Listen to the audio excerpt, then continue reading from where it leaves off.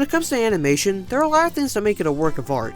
I mean, obviously the animation itself is pretty important, but there's also the style to it, the story it portrays, and also how it sounds. And like, obviously you want to have some good characters with unique voices, right? That's where voice actors come into place. Voice acting nowadays have become unnoticed by the general public, but still plays a vital role in everyday media. From films to video games, these voices bring characters to life, and they really give an impact on how audiences can connect and interpret content. And I think it's about time we start celebrating those voice actors by showing their great range and uniqueness in characters they have voiced and platforming some of their best feats. And there have been a couple of famous voice actors that I've been wanting to highlight. Now, I was going to go for probably the most popular voice actor, Tara Strong, to kick off my showcase, but I mean, her whole credits and roles were just so overwhelming that I just couldn't.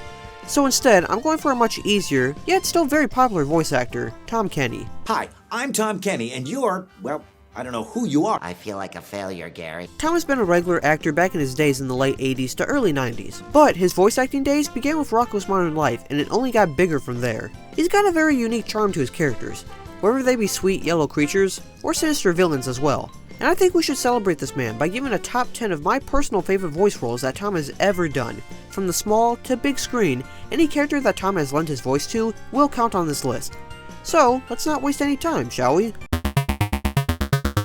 So, kicking off our list, I don't think most people will consider our first character to be quite as memorable as other iconic characters Tom has voiced over the years. After all, the cartoon the character originates from has been long forgotten back in the 2000s, yet I'm certain if anyone mentioned the name Camp Lazlo, that would ring a bunch of memories for people, including me. It's time for Camp Lazlo. Surprise, motherfucker! Now, Tom Kenny actually voices two main characters in the show, both who seem to have great chemistry with each other.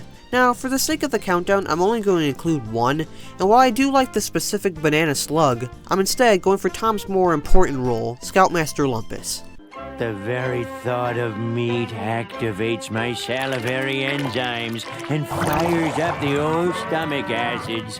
I can actually feel the meaty goodness spreading through my body. Scoutmaster Lumpus is the Scoutmaster of Camp Kidney, where he runs the camp of Bean Scouts with his assistant Slinkman, also voiced by Kenny. Lumpus is very ego-driven, having no morals or consequences, and having some major temper tantrums when the Bean Scouts don't meet his request. For instance, let's say Slinkman, drive the bus off a cliff. Then these frozen nose swords would stab all of you in the brain. Kenny adds a lot of variety to his role, ranging Lumpus' voice from angry to downright furious in 5 seconds. Lumpus is always in a bad mood, which is why he's enjoyable to watch. Like, seeing him burst when dealing with Lazlo's shenanigans is a riot. I love you so much that Raj Clam and I dressed up as your parents and spent the day with you so you wouldn't be so sad that they didn't visit you on Parents' Day. Though very thin-skinned, Lumpus does show affection towards his Girl Scout leader, Jane Doe, who he has a crush on. And although he does treat Slinkman poorly, he does consider Slinkman as a best friend. And with that, I feel like I should shout out Kenny's performance as Slinkman as well. He's got that nervous, deadpan voice that reminds me of that guy from Ferris Bueller. Bueller? Or the Dry Eyes commercial. Wow, triple action relief. Tom actually stated that Slinkman was his favorite character to ever voice, and while I do prefer Lumpus over the Slug, both are great in their own right.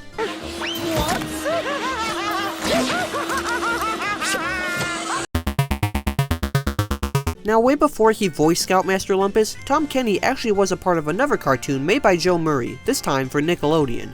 For Murray's first ever cartoon, he created Rocko's Modern Life, a very controversial and satirical kids show starring a wallaby named Rocko and his surreal life with his friends. And one of these friends happened to be Tom Kenny's first stint as a voice actor.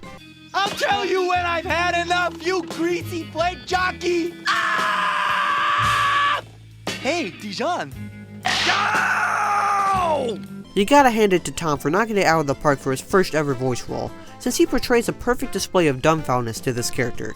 Heifer Wolf is a steer who is Rocko's best friend since high school, and is considered to be a happy-go-lucky, but not all that there kind of guy, who also can't secure a decent paying job. That's right, ladies, he's got all the free time you need.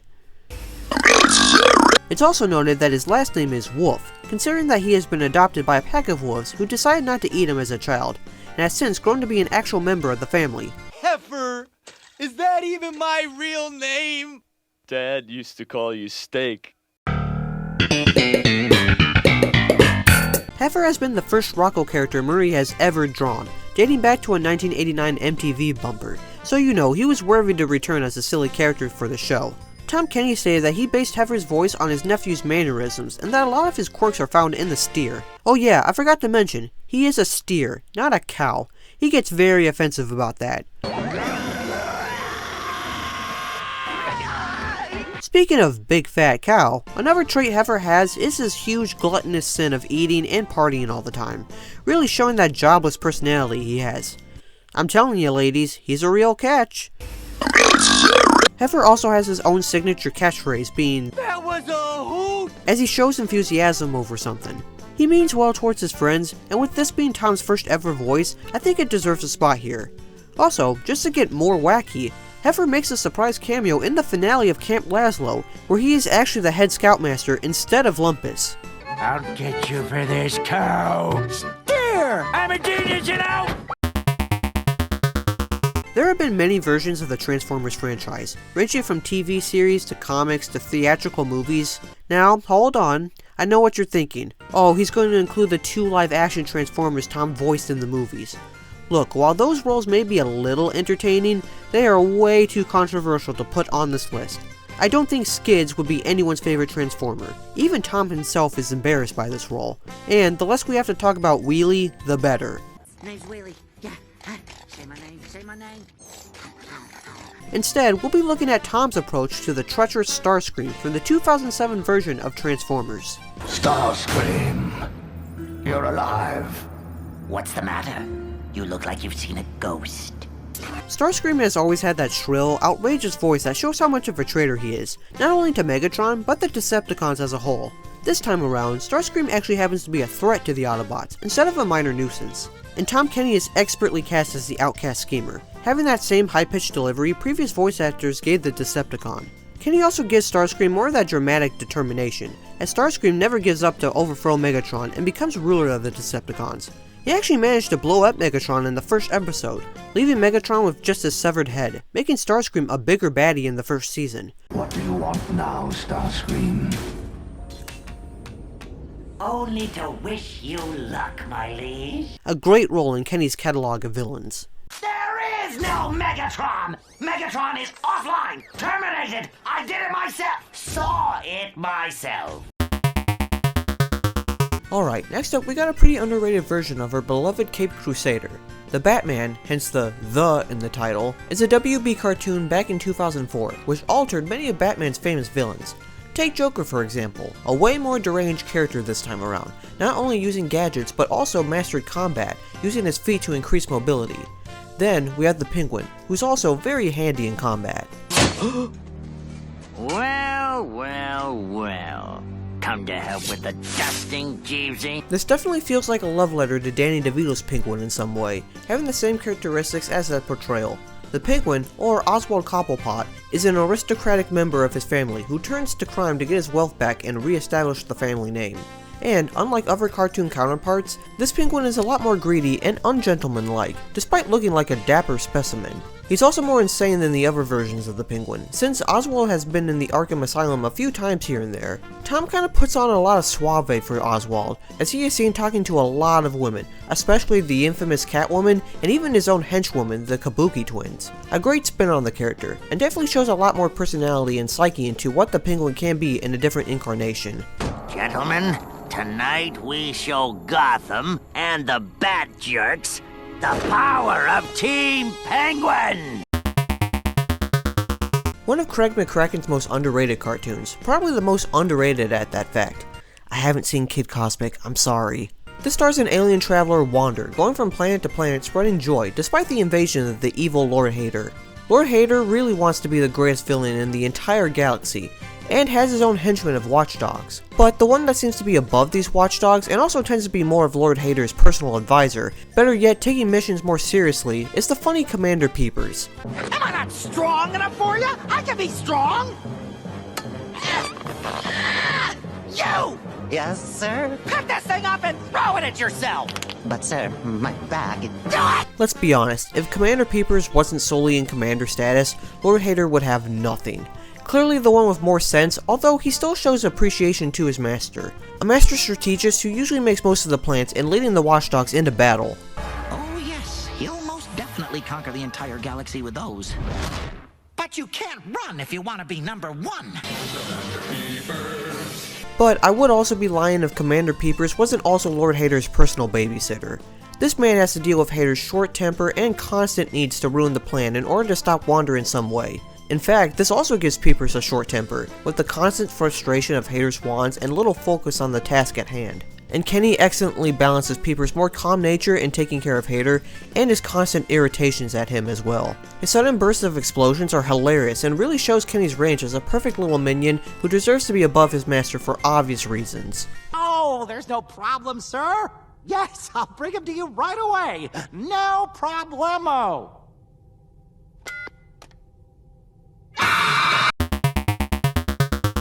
Alright, we've seen Tom Kenny in multiple animated shows, but let's see him take a crack in the world of video games. Yeah, most of his performances in games have just been previous animated characters now in a virtual playable field, but he has lent his voice to an original character even if he wasn't the first voice for that specific reptile. Who are you calling little, Shorty? Nobody invited you. This is an invitation-only party. Spyro has had multiple voices over the years, with the first game being voiced by Carlos Alazraqui, but decided not to continue with the following sequels. Enter Tom Kenny into the fray. Tom's voiced the titular cocky purple dragon for more than a decade now, and even though he isn't the voice for every game he's in, at one point Elijah Wood voiced Spyro. Tom has voiced Spyro in some of his most acclaimed games, starting with Spyro 2: Ripto's Rage. Tom definitely gives Spyro that youthful energy, and is always eager to knock out every game's villain with his spunkiness. But he also portrays the groundness to the character, especially in the third game, Year of the Dragon, where Spyro becomes more mature and relatable to new and older fans.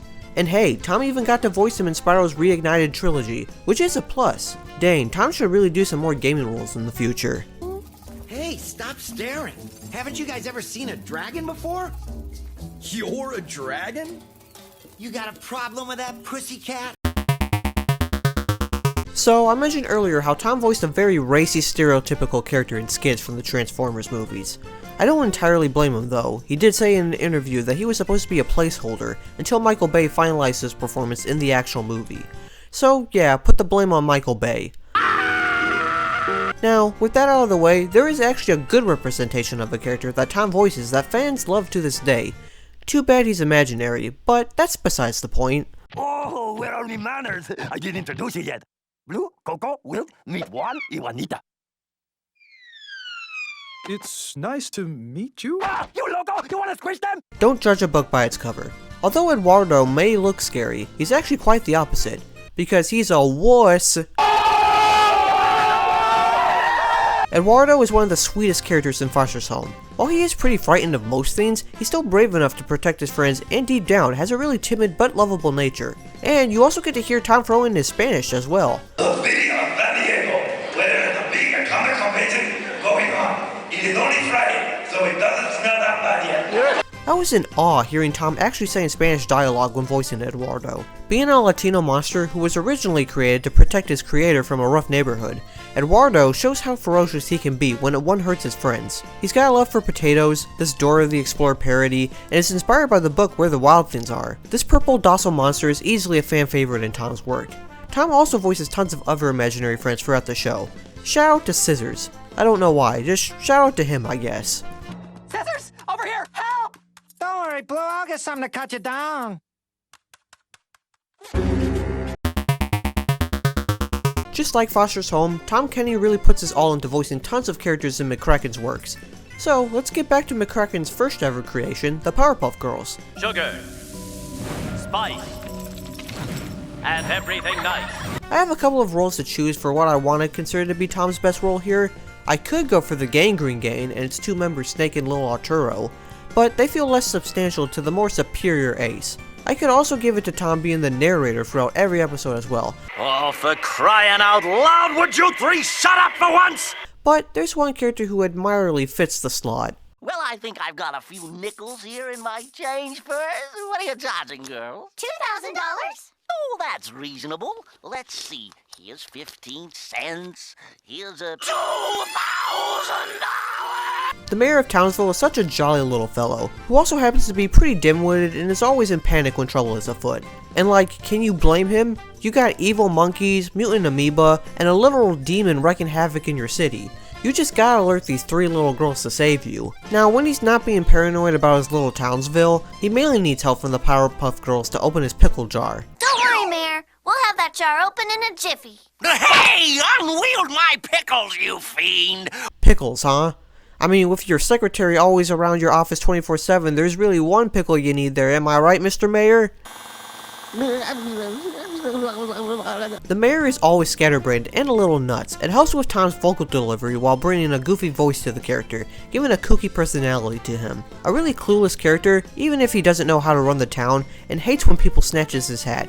This guy is a joy to watch. Also, his first design was much taller and younger, and more competent in his earlier What a Cartoon days. Good thing they changed that. I call this baby the Equalizer! Bullseye! I said it before that Tom really gives it his all when voicing villains. We've seen the envious Starscream, the impatient Commander Peepers. Even beyond that, he'll give a great performance on an educational show like Dr. Two Brains from Word Girl. Two Brains, call me the Tubester. But let's be honest, even though all these performances are great and unique in their own right, I don't think they match a candle, or I guess icicle, to our number 2 spot. Oh, my lamp, my beautiful lamp of so many years. Speak to me. Hello? Hello? A lady? Unexpected bonus! Let's face it, like him or not, the Ice King plays an important part in the Adventure Time universe. Being one of the more complex characters on our list, the Ice King is originally a man named Simon Petrikov, tempted by his own icy crown to turn him into the Mad King. Simon is the equivalent of making you laugh and sob at the same time. It's everything you need for a Tom Kenny role. The Ice King is pretty zany and wacky, and leaves you in stitches with his insane antics. Whether trying to woo princesses or causing mischief with his penguin Gunter, the Ice King feels like a regular cartoon villain of the week. Gunter, Gunty, Gunter, Ginter, follow! But then, as the series continues, so does Simon's story. Simon is more calm, more serious, not controlled by the crown's madness, and it just makes it more sad to see him wear it in order to protect the ones he loves, like Marceline and his fiancée Betty. Even being free after the influence of the crown, Simon still feels depressed and haunted by his past. It's no wonder Tom can find the range to manage both the Ice King's kookiness and Simon's bittersweetness. One of the best characters in the franchise, to both Adventure Time and its spin-off Fiona and Cake. Please, Simon, I can help you with this. Yeah, maybe one day you will. But until then, you have to stay brave, my fearless Marceline. Okay, before we get to number 1, here are a few honorable mentions. Thanks for the assist, O'Brien. We can't let these hoodlums disrupt Election Day. So that's why there are all those flags everywhere. I just figured today was the 4th of July or something. After going from the Penguin 2 years later, Tom again shows up in another Batman show, and voices the ever goofy Plastic Man. You can tell Tom has a blast voicing this character. That Samurai Jack has lost the one thing in the entire universe that can destroy Aku! A brand new character for the Samurai Jack revival in 2017, Scaramouche is a deliciously excellent addition as the famous assassin tracking down Jack. Kenny brings this character to life with a great Sammy Davis impression.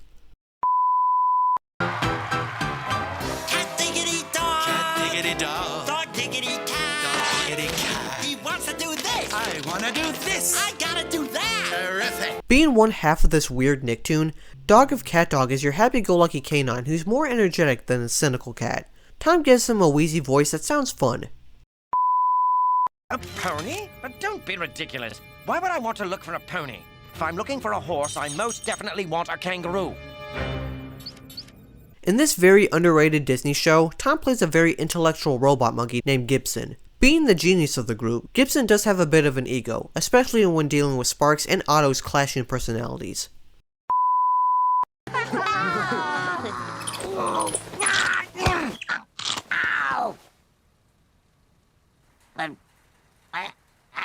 Wow!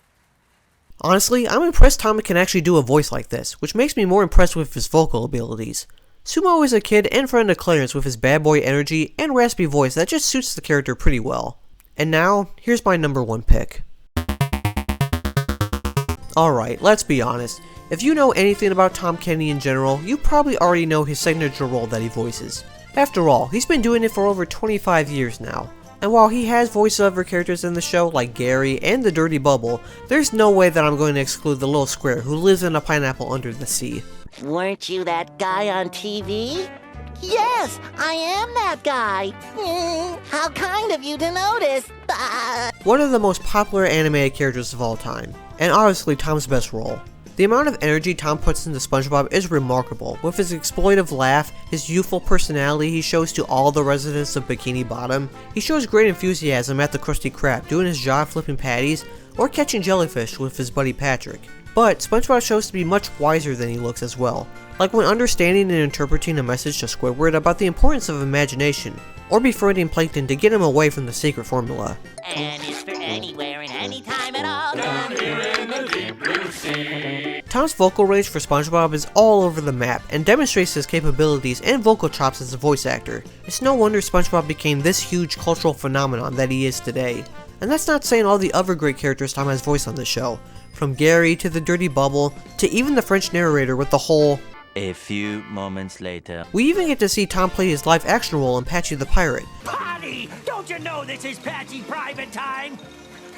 Oh, hello! Nice. A really enjoyable pirate, just hugely obsessed with the yellow sponge. But hey, while all these characters are great in their own right, it just had to be SpongeBob. Like, come on, did you want me to include this fish with the burnt shake? He burnt my shake! And there you have it, my personal top 10 performances of Tom Kenny. I know there are a few characters I probably missed that some would say belong here. I apologize for all the Leon fans from Squirrel Boy or Pat from Handy Manny. But if you feel there's a character that Tom's voiced that I missed, let me know in the comments. Thanks for watching, and I'll see you next time. Solo record.